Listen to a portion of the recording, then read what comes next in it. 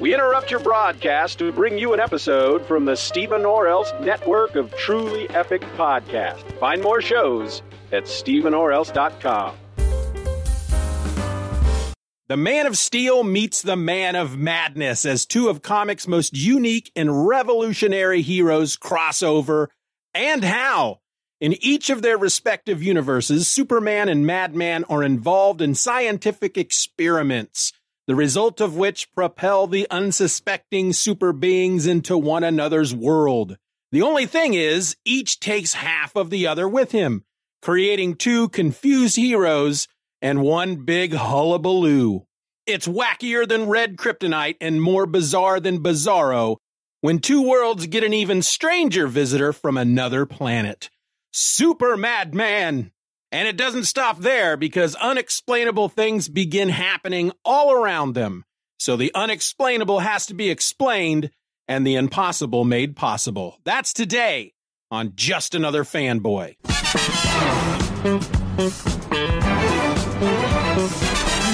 I'm not sleeping with that producer again.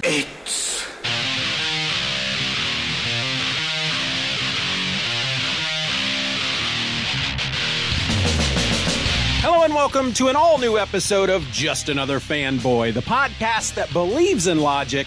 It just lacks the ability to apply it in everyday life. I'm your host, my name is Steven, and good gravy! I hope you aren't getting sick of Madman because I have even more for you today. But not just Madman. Oh no. No, good people. I have more than that for you today. How does the idea of a comic book that takes two of my all-time favorite comic book characters and smashes them into each other to create two new heroes? Yeah, I'm talking about the Superman Madman Hullabaloo. And today, we're going to look at issue number 1. But before we get into the thick of things, as with the last several Madman episodes, the content of the cold opening was the official description of this issue from over at darkhorse.com. Now, the Superman Madman Hullabaloo was a 3-issue series published by both Dark Horse and DC Comics. Issue number 1 hit the stands in June of 1997. It sported a cover price of $2.95, and it is entitled Man and Supermadman. It was, of course, written by Mike Allred with art by Mike Allred, letters by Sean Cannot, and the colorist was Laura Allred. In this issue, Frank Einstein, the Madman of Snap City, is at home with Joe, enjoying a relaxing day off when Dr. Flem calls. Dr. Flem needs Frank's help with an interdimensional experiment. Frank reluctantly agrees to assist the doctor, and soon he and Joe are in a rocket car speeding toward Dr. Flem's underground lab in Buzztown. Meanwhile, in another dimension, Superman finds himself with little to do, and so he agrees to assist Dr. Hamilton by taking a probe arm to gather information on some strange energy pulses emanating in the atmosphere that appear to have no scientific explanation whatsoever. As the Man of Steel floats gently, skirting the fringes of space, Frank takes Dr. Flem's time rocket, which has been reprogrammed to bridge a gap between the alternate dimensions high above the Earth. Suddenly, each of our heroes are pulled into and through each other before they are then pushed into each other's worlds. Frank, looking a bit like both himself and Superman, finds himself outside Metropolis, while Superman, looking a bit like both himself and Frank, finds himself outside Buzztown. As Superman finds help from Dr. Flem, Joe, and Mott, Frank is befriended by Lois Lane and soon finds himself leaping into a confrontation between the police and a fleeing gunman, literally placing himself between one of the officers and the bad guy as the crook opens fire. While the bullets don't exactly penetrate Frank's skin, they don't bounce off either. You know, like they would for Superman. And as our issue ends, the gunman places the barrel of his pistol to the back of Frank's head as he kneels, seemingly helpless, in the street. All right, let's get a little bit deeper into this issue, shall we?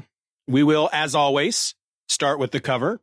It is a cover that was put together by Mike Allred, and it features both Superman and Frank there on the cover with the Superman symbol atop the exclamation bolt behind them. And then behind that, making up the background of the page, is actual panels or pages from this issue in like a yellow and black kind of color.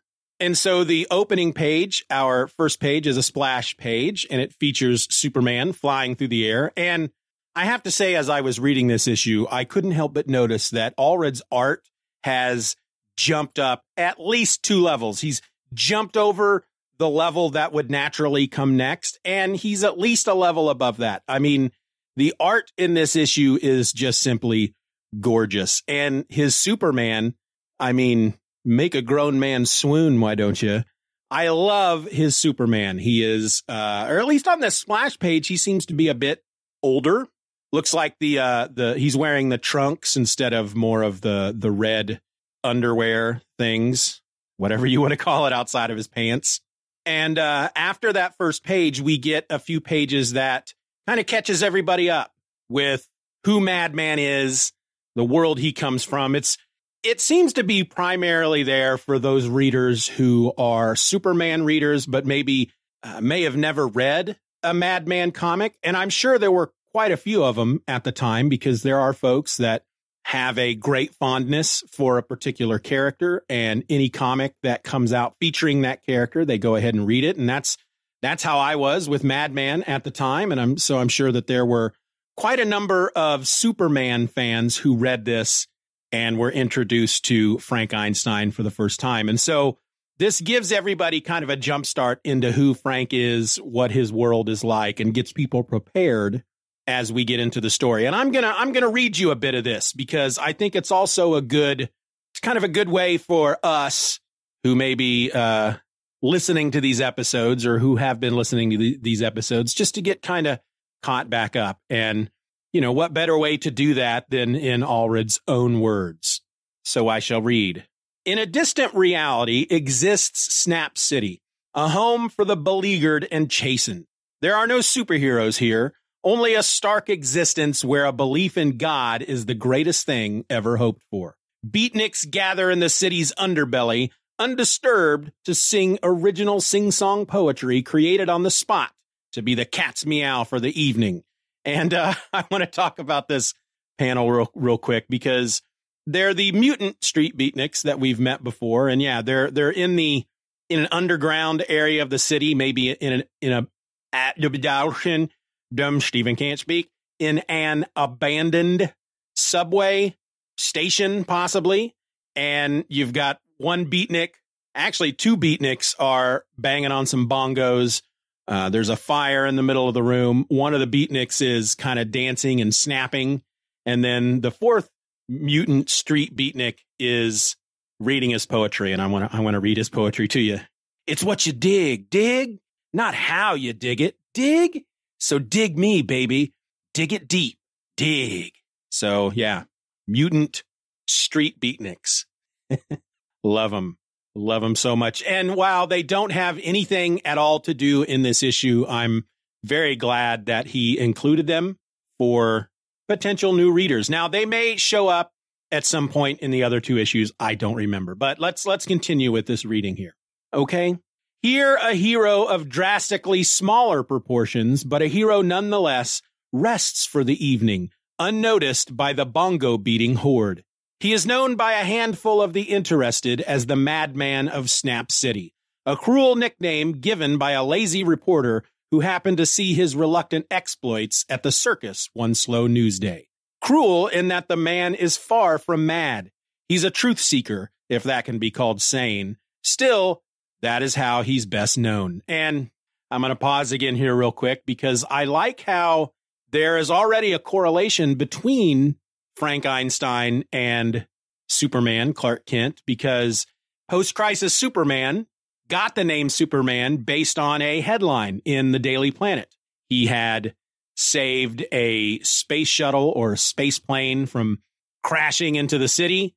And he was not in costume at the time, but they got some blurry photos of him, and Lois Lane, I believe it was, called him Superman in the headline. Superman saves crippled space plane or something like that. And basically the same thing kind of happens to Frank. He is taking out a bad guy at this circus, and the guy is getting away on a helicopter, and Frank jumps into a cannon that they use to shoot the human cannonball across the tent. And he has the cannon raised to the sky, and he launches himself out of the cannon. And that's the picture that is taken of him. And the headline says Madman of Snap City. So I think that's neat. It's not something that Allred included or made up or put in just in this issue, just so there'd be kind of that correlation. That is from the original 3-issue minis, even the headline. So from the very beginning, it's like there was this small connection, and it makes me wonder if Allred was a fan of Superman and did that on purpose. However, nobody really calls him Madman, and I will continue with the reading now. To his friends, he is Frank Einstein, but even that's not his real name. No one knows his real name or little of his former dark existence. Yet. He was John Doe, DOA delivered to scientist Dr. Udo Boyford, a former police forensic specialist, and his colleague, Dr. Gillespie Flim. These distinguished outcasts cracked the nut to the secrets of life and death, bringing the corpse to life, and lacking imagination, named their success after their heroes, Frank Sinatra and Albert Einstein. You know, I feel like this is the first time I have seen Dr. Boyford's first name, Udo, UDO. I don't recall if that was mentioned in any of the previous issues. Of course, my brain sucks. My memory sucks. They may have said his name like 17 times throughout these last few issues, going back to the original 3-issue mini. I just don't remember. I saw that when I read it, Udo Boyford, and I thought, wow, is that the first time we've seen his name? But who knows? Tell me. If you know, tell me. Back to the reading. Dr. Boyford has gone missing due to a brain expansion experiment gone bad. But Frank stays close to his new adopted family, consisting of Dr. Flem and his assistants, Dr. Gale and Bonnie, Mott, the alien from the planet Hoople, and Frank's robot clone, Astroman, and Joe, the person most dear to Frank and he to her. There are no superheroes in Snap City. Nothing out of the ordinary at all, really. Only a runaway robot now and again, the occasional experiment gone awry, or the infrequent interstellar visitor. Nothing super at all, except perhaps the inner workings of Frank's mind, which hides memories of the other side, and a moment's brush against the hand of the Almighty. And that's the point where the phone rings. That last bit of narration was Frank sitting on the couch at his place, and Joe is laying on the floor in front of the TV, and she's reading a magazine, and he's got the remote control in his hand, and he looks like he might be in deep thought, thinking about the fact that not that long ago, if you're assuming that this happens around what was currently going on in the Madman comics issues at the time, Madman nearly touched the hand of God, but instead God flicked him back into reality. It was kind of funny. Anyway, that's when the phone rings, and it's Dr. Flem. He wants Frank to come help him with an experiment, and immediately Joe is not happy about that. She's the one that answers the phone, and Frank tells her that he'll just tell Dr. Flem that he's busy. But of course, Dr. Flem somehow manages to talk him into helping, and we get a phone conversation. And when it comes to Frank's side of the conversation, all we hear or read anyway is his side, which is following Dr. Flem, who is asking him, I got this thing I need you to do. In order to test it, I need you to pilot the machine. You're the only one I trust. And Frank says, well, why don't you fly it? But I'm busy. Yeah, I got way too much to do today. What? Well, we have to go to, that's where we go away from them, and we get a bit of Superman, who is flying around Metropolis holding this probe arm of Dr. Hamilton. And I don't know how many times I've read this, but it's just this time through that I've realized that Dr. Hamilton only has one arm, which I don't think I noticed that before, because it's very it's not immediately noticeable in the panel unless you're really kind of paying attention. And I'm not one who pays a lot of attention, but this is 4 years after the death of Superman. And I had long stopped reading Superman comics by this point. And so when I last was reading Superman comics, Dr. Hamilton had both of his arms. So, of course, I had to look that up. I thought, it's odd. I remember thinking it was odd back then as well, that this probe arm that Superman is using to go up to the fringes of space and probe whatever it is that's happening up there. You know, it's an actual arm. It's like a robot arm. And I found that kind of weird. And he does make a comment, Superman does. It's very clever of Hamilton to construct his data collection equipment in the form of an arm. It leaves his other arm free. And I guess I never put two and two together.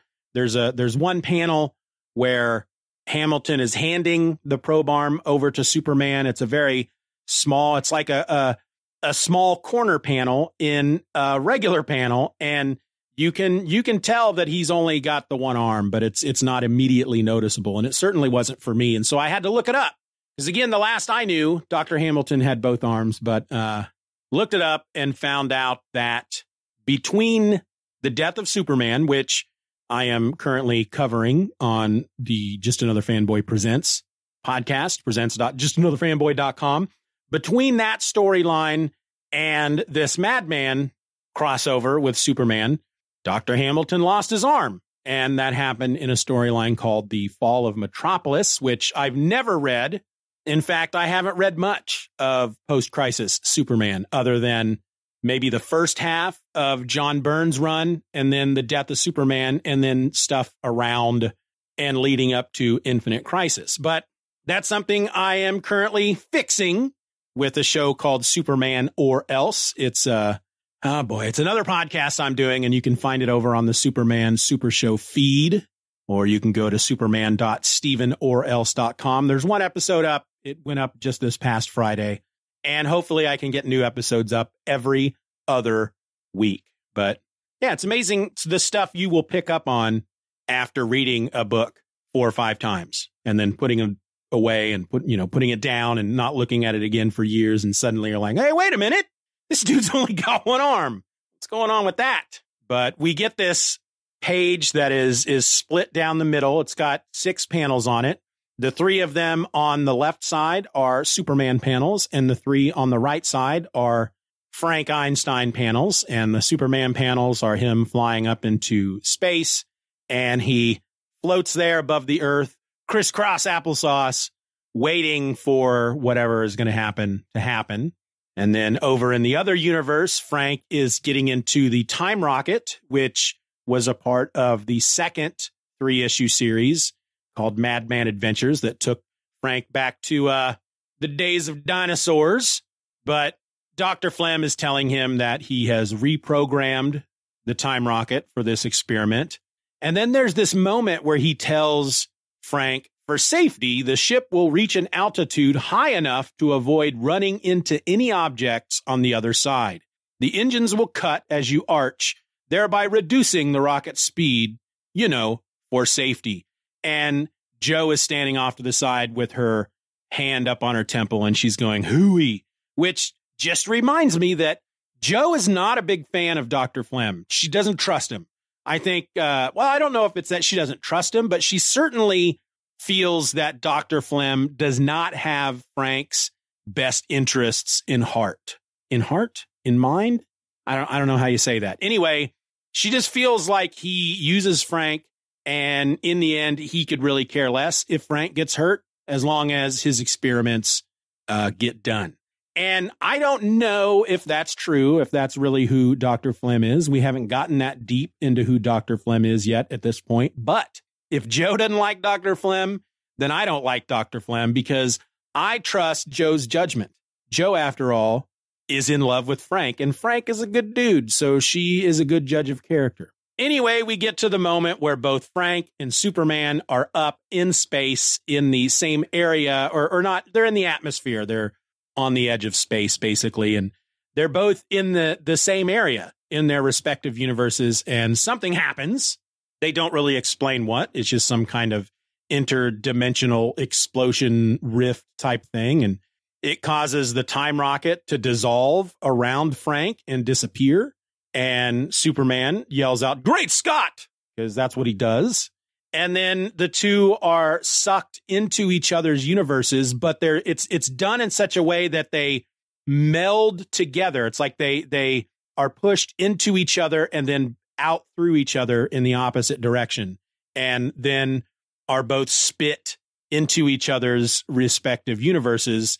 And it takes a bit from each of them and puts it into the other. So Frank, for example, he lands, he falls out of the sky into a field outside Metropolis, and he looks a bit like Frank, but he looks a bit like Superman. He's got his Madman mask on, but only the top half, so it covers his eyes. His costume is just a really odd mixture of the Madman costume and the Superman costume. He's got red pants, boots, a blue shirt with like yellow on the shoulders, and he's got a Superman logo on the front, but it's shaped like a lightning bolt. And then he's got red gloves, and the top of his mask is open, so his hair flows out just like his Madman mask. And then we have Superman, who basically they take each other's place. And now Superman is in this time rocket that now is suddenly materializing around him. He's wearing the helmet that Frank was wearing in the time rocket. His costume is white, like Frank's. He's got the big, well, it's not an exclamation bolt. It's a lightning bolt, a big yellow lightning bolt on his chest that is surrounded by red. And then most of his costume is white with these, blue gloves, just like Frank's. And he's got a red cape, and he's got red trunks on, and he's got the lower half of Madman's mask. So Madman's mask, his costume covers every inch of his body with the exception of the top of his head. And so he basically has Frank's costume from the nose down with some accents that make it more Superman-like. They also each contain a bit of Superman's powers. They can both leap high into the air, but neither of them can fly. And in fact, when Superman tries to fly, he takes his helmet off. He also has the Superman boots. I haven't mentioned that. Frank has the boots that he normally wears, but Superman has the Superman boots. So basically, Superman has the Superman boots, the trunks, and the cape, and then Madman's costume from the nose down. He takes his helmet off, and he is very much Frank underneath. He's got the blue-gray skin. He's got the metal plate in his head that you can see the stitching around his head and whatnot, because again, Frank was a dead guy who was brought back to life. And it's kind of weird because it's not like he looks like Superman or I guess an undead Superman.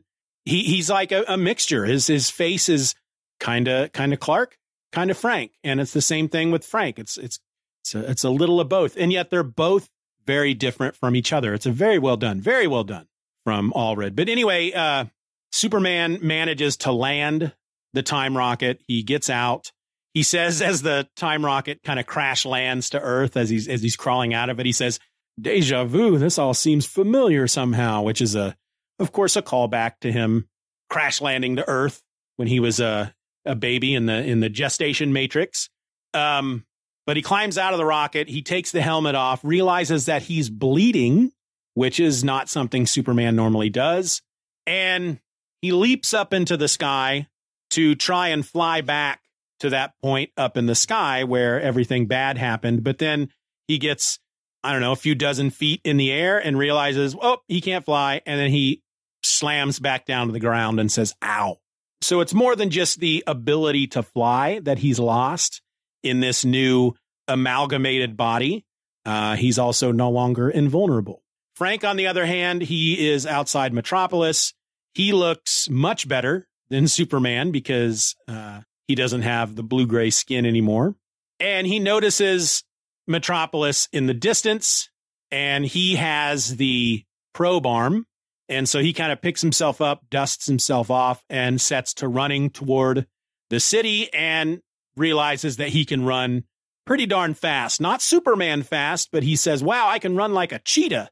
And then there's a big ditch in front of him, and he leaps over the ditch and jumps quite far, much farther than he had figured he would. And so he comes down very hard and makes his own ditch in the ground as he skids to a halt. But it's at that point that he's like, I think I'll just walk at a brisk pace toward Metropolis. Back to Superman. He's now nursing an injured ankle from trying to fly and falling back to the ground. And he uses his telescopic vision to try to learn where he is, look over his surroundings. And it's not quite clear how well his telescopic vision works. We see like these eye beams coming out of his eyes that's supposed to represent his telescopic vision. But he says, let's test the old telescopic vision and study my new surroundings. Not too good. And I don't know what that means. I don't know if he means my surroundings are not good because I don't recognize anything, or my telescopic vision doesn't quite work as well as it used to. And so I can't really see much of my surroundings beyond what a normal human would be able to see. But he does see some dust on the horizon, where a dirt road meets the horizon. And so he knows that somebody is coming toward him. So he just stands and waits. Meanwhile, in Metropolis, or outside Metropolis, Frank arrives at a gas station on the outskirts of Metropolis, and the dude running the gas station, whose name tag says Bean, assumes at first that Frank is Superman, but with the costume change. And he actually says to him, you aren't experimenting with a new look again, are you? Which I have to assume has something to do with, I don't know if the red and blue electric Superman thing was out at this point. May have been. I don't know, because, again, haven't read a lot of post-crisis Superman. Fixing that now. Superman.stevenorelse.com. Superman or else. Get it now on the Superman Super Show feed. Or if he's just talking about how when Superman came back from being dead, he was wearing an all-black Superman costume for a tiny little bit, and he had a mullet for a while. But Bean quickly figures out that whoever this guy is, he's not Superman. Frank asks where he is, and the guy's like, well, you're on Baker Line Boulevard. And Frank's like, yeah, I can see that, because right there is a road sign that shows that they're at the corner of Baker Line and 4th. And so he's like, yeah, I can see that. What city? What country? And the guy's like, boy, you are lost. You're in Metropolis, USA, Earth. What a Nimrod. And so Frank then asks if he can use the restroom so he can go freshen up. And the guy tells him that normally the bathroom is for paying customers, but he looks like he could use it. So he gives Frank the key, and Frank heads off to the bathroom. In the meantime, Superman waiting there out in the field outside Snap City. A car pulls up with Joe driving. Dr. Flem and Mott are in the car with them. Joe leaps out of the car as soon as it comes to a stop. She's like, Frank, is that you? And Dr. Flem, stop, Joe. We need to evaluate the situation. And Joe ignores him, runs up to Superman, who she thinks is Frank, who has a spit curl, just like Superman does.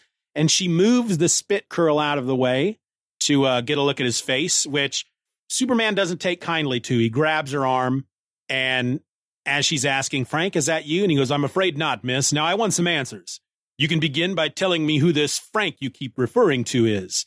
During this scene, we are also seeing Frank in Metropolis. He's in the bathroom, and he takes his mask off, and he's looking at himself in the mirror, and he runs some water in the sink and splashes it on his face. And that consists of, it's basically, you've got these 2 pages here that are mostly taken up by what's going on between Joe and Superman, Dr. Flem and Mott. But then there's just a couple of panels, 3 on each page, of Frank in the bathroom, splashing water on his face. And then he looks back up at the mirror and he goes, oh my gosh, I'm handsome. And again, he looks like Frank, but he also looks like Superman. His hair, both the new Superman, his hair, and the new Frank, his hair, are both very similar. Neither really looks like what Frank's hair normally looks like. It's not like a gray, a dark bluish black gray like Frank's is, but it's more of a black with blue highlights, like how you would color black hair in a comic book. But Dr. Flem runs up to Superman, and he's, in scientist mode. It's incredible. It can't be. What are the odds? I think a creature from another dimension has possessed Frank. And Superman picks him up, so he's still got some of his super strength. Sir, I'd appreciate you telling me what you know immediately. And Mott comes up and says, hey, Frank, what are you doing? And Superman places Dr. Flem back on the ground and holds his hand out, in like a stopping gesture to Mott. And he says, don't be alarmed, whoever or whatever you are. I don't intend to harm anyone. I'm in a desperate situation, and in order to rectify that situation, I need your complete cooperation. We can start with a complete debriefing. Tell me what you know. Who were you looking for? What events occurred before you came here? Don't leave anything out. And from there, we go back to Frank. He's now in Metropolis. He stops at a guy on the street selling sunglasses, and he picks a pair up and puts them on. They're round sunglasses. They look very much like the sunglasses that Superboy wore after he was first introduced, coming out of the whole Death of Superman thing. So he puts the sunglasses on, and there's a mirror there, and he looks at himself in the mirror, and he goes, you are stunning, my friend. But Frank also apparently has a bit of Superman strength, because he's holding on to the glasses, he's holding on to the frames, and apparently he's squeezing just a little bit too hard, and both of the lenses pop out, which leave him basically wearing round frames with no lenses in them, and he looks very much like Clark Kent. The guy who was selling the sunglasses is pretty upset that he broke them and demands $5 out of him, because that's how much the sunglasses cost. Frank doesn't have any money. He says, look, man, I'm sorry. I didn't mean to break them. I don't know my strength so well. I bet you could put the lenses back in. And the guy says, put up, doofus, $5. Let's have it, or I'll call a cop. And Frank tries to just walk away. But suddenly Lois is there. She had been driving by in a cab, and she sees him standing there at this table with the sunglasses and wearing the frames with no lenses in them, and immediately thinks it's Clark. So she has the cab stop, and she gets out, and she stops Frank and says, Superman? And the guy selling the sunglasses says, Superman? That's not Superman, is it? What would he be doing here, hassling the working man, huh? And Frank goes, look, and Lois just holds a finger up in front of his face and says, shoosh. And then she pays the guy his $5 for his sunglasses, and then suggests to Frank that they get out of there. We then go back to Superman with Dr. Flem and Joe and Mott, and they go to Buzztown. They are in they're going into Dr. Flem's house, and Dr. Flem goes to a bookcase and moves a book, and a hidden elevator appears, and Superman thinks that's kind of neat, a secret elevator. And so they go down in the elevator, and it opens up into Dr. Flem's underground laboratory, which looks like a cave. And Superman says, I have a good friend who spends a lot of time in a cave. And there he meets Astro Man and Bonnie and Machina, and Dr. Gale is there. Frank, in the meantime, picks Lois up, and he goes to fly away with her, because she's asking him about why he looks that way. Why does he call himself Frank? He wants to know if this is some kind of joke. And so she basically tries to test him. She says, let's see if you can fly us out of here, Super Frank. Take us somewhere private so we can talk. He says, fly? Well, I might be able to leap to the top of that tall building over there. But she says, oh, please, I've met countless imposters, and they've all been able to at least fake a good show. Just get us out of here. And he says, all right, I'll try. And he picks her up, and he leaps up into the air, and he gets about halfway up the building and then starts to fall. And he manages to reach out and grasp a hold of a ledge, and then Lois grabs onto him so she doesn't fall. And they sit there on a ledge talking a few hundred feet in the air. We then get one last scene in Buzztown. They're messing around with Dr. Flem's computer, both Superman and Dr. Flem, and Superman saying, our path is clear. We need to duplicate the experiment in order to put things back to how they were. And Superman is looking at these plans that Dr. Flem has put together, and he says, looking at your plans, it seems feasible for us to build a dimensional doorway that will bridge our worlds for a longer, safer time period. Joe immediately pipes in, safe? You're working with Dr. Flem now, Superman. We don't concern ourselves with safety here. And Bonnie, who is, I don't know if she's in love with Dr. Flem. They seem to be very close, but she jumps to Flem's defense. Now, you don't have to get nasty, Joe. Gillespie didn't mean for this all to happen. And before we go back to Frank, Mott asks Superman, because Superman had apparently explained to all of them that he is a super powerful being, but his powers seem to have been reduced during this experiment gone awry. So Mott asks him that if he thinks it's possible that some of his powers were put into Frank. And Superman says that sounds possible, but if it is, then based on how his powers seem to work here in Buzztown, that Frank must have gotten, quote, the lion's share of his powers. But we learn that that may not be the case, because we go back to Metropolis. Frank and Joe are sitting up on a ledge. Frank is telling Joe everything. Oh, hey, sorry for interrupting. And I also apologize for doing this from the bathroom, but I often sit in the bathroom doing my thing and listening back to episodes for mistakes and whatnot to see what I may need to fix.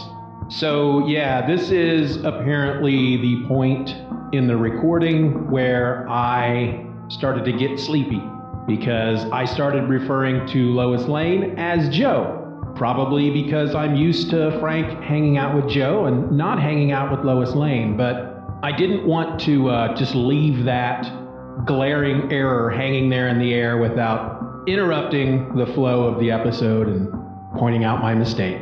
Because honestly, it makes me feel good to know that you now know that I know it was a mistake. I'll let you get back to it.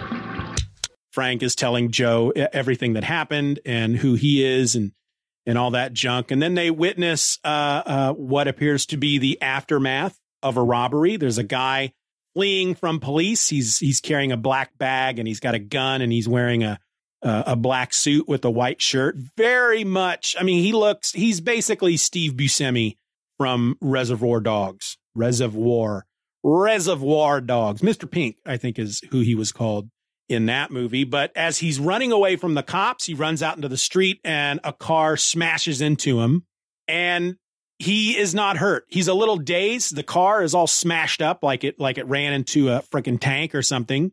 And as the guy is picking himself up with little stars rolling around the top of his head, the cops start shooting at him. He gets shot in the shoulder, or at least one of the bullets hits his shoulder, and he says, "Hey, that stung." So he starts firing back, and that's when Frank is suddenly there. It's a great panel of Frank leaping between the gunman and one of these cops, and he gets about 4 bullets in him. And Mr. Pink says, "Superman, that's just great." And Frank is kind of laying there on the ground, and while the bullets hit him, they didn't pierce his skin, but they're actually dug into his skin, and he has to pull them out. But again, they didn't break his skin, but it hurts. He's in pain. And when he's done pulling the bullets out of his chest, Mr. Pink comes up from behind him, puts the barrel of his gun to the back of Frank's head and says, "I know Superman, and you're no Superman." And Lois is running up, "No, don't do it." And there's one of these things that is in the background of one of these panels that if you're not paying attention, which typically I don't pay a lot of attention, but it looks like a building behind them suddenly grew a pair of weird octopus-like legs and is pulling itself out of the ground. Just a quick thing. No explanation for it whatsoever, because we are done with the issue. And it says, "Next, hot dang yin yang." And that's the end of this issue. I had a lot of fun with this. Again, anytime you can take 2 of my all-time favorite comic book characters and put them in the same book, that always makes me happy. They haven't met yet. The only thing that would make me even more happy is for the 2 of them to meet and talk to each other and team up and do superhero things. And I know that's coming, but that's not where we're at now. Thankfully, Allred didn't do the trope where the 2 heroes meet. They each think that the other is a bad guy and they fight for a while because everybody wants to see heroes fight.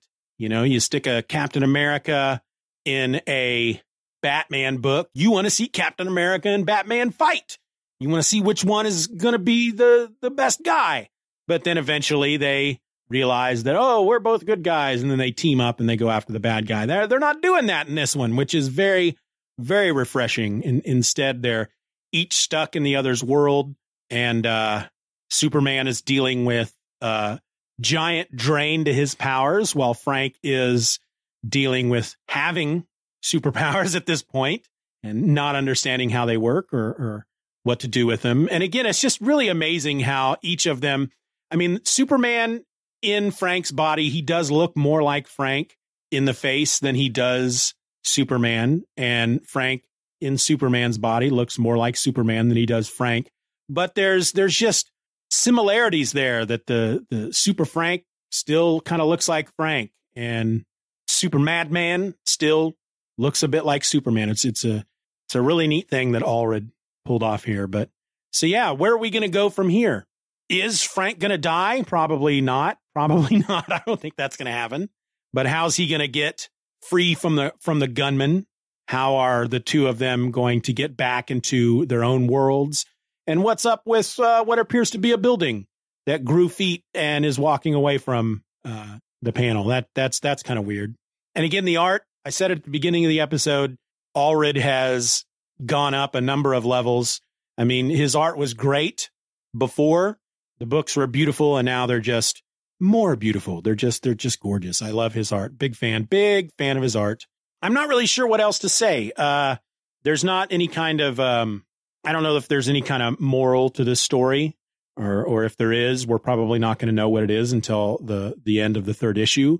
I don't know if there's a lesson that Allred's trying to impart to us, the reader. I don't know if that's something that's happening here. I think, frankly, just based on this first issue, that Mike Allred is a Superman fan, and he has gotten this opportunity to do a Superman comic that also involves his own character. And I think he's just having a lot of fun with it.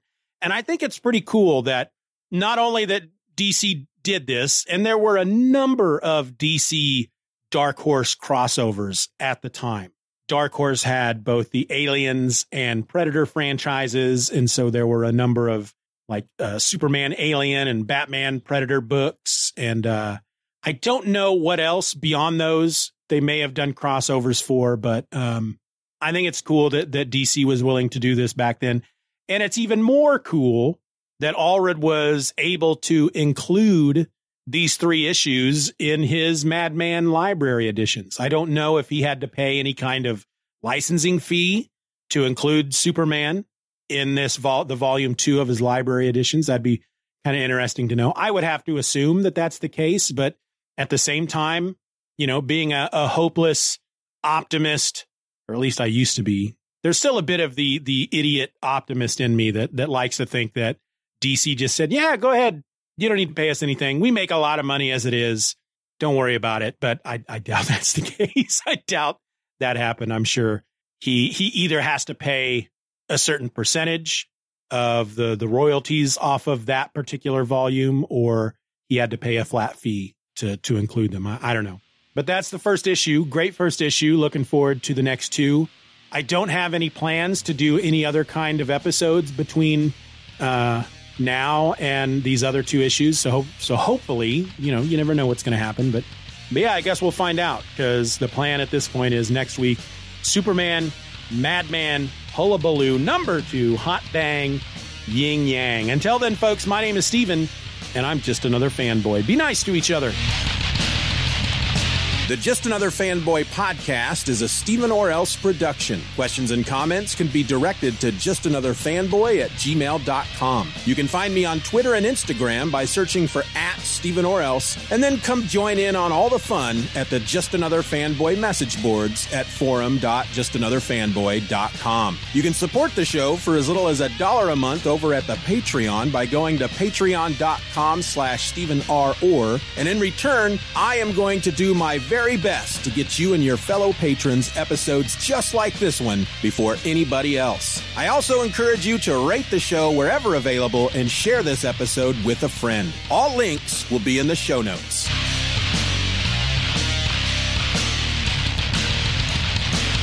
Bye-bye, Daddy. Bye-bye, Daddy. Good job. Uh-oh. Okay, let's do this flipping thing. The Man of Steel meets the Mad of Fart Knocker. I barely started shouting out the Fart Knocker already.